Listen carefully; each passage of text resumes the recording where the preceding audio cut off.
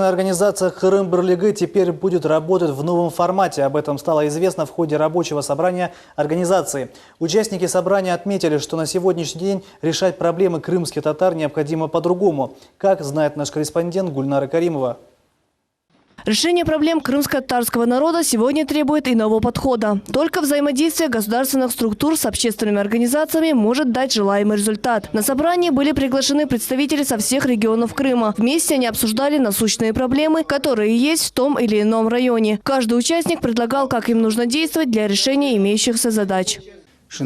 Сейчас в России работают хорошие законы. Президент издал закон о реабилитации, начал решать вопрос самозахватов. Но еще нужно проделать большую работу. Впереди еще много нерешенных задач, но они еще не осуществляются. Здесь на собраниях мы говорим о том, что нужно сделать, чтобы быстрее осуществить этот процесс. Сидя молча, мы ничего не добьемся. Только вместе мы добьемся решения проблем.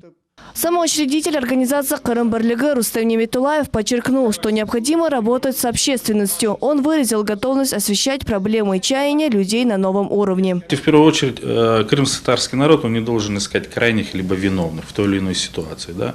Он не должен винить чиновников, тех даже, которые сегодня представлены во власти. Да? Что такое чиновник? Он тоже все знать не может. Да? Для этого и существуют вот такие организации, которые созданы. Тот же Общественный совет Крымско-татарского народа, тоже Кырым-Бірлігі и многие другие.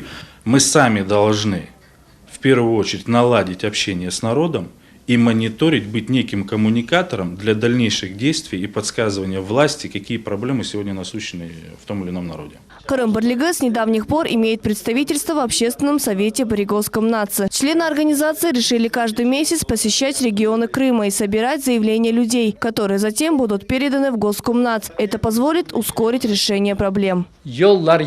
Отсутствие дорог, пунктов ФАБа, проблем много. В один день их в любом случае не решат, но активная работа ведется. Государство выделяет на это средства. В завершении собрания была принята резолюция, согласно которой организация Кырым-Бірлігі начинает выезды в регионы Крыма. Также был составлен график посещения районов. Гульнара Каримова, Ибраим Ганиев, телеканал Милет.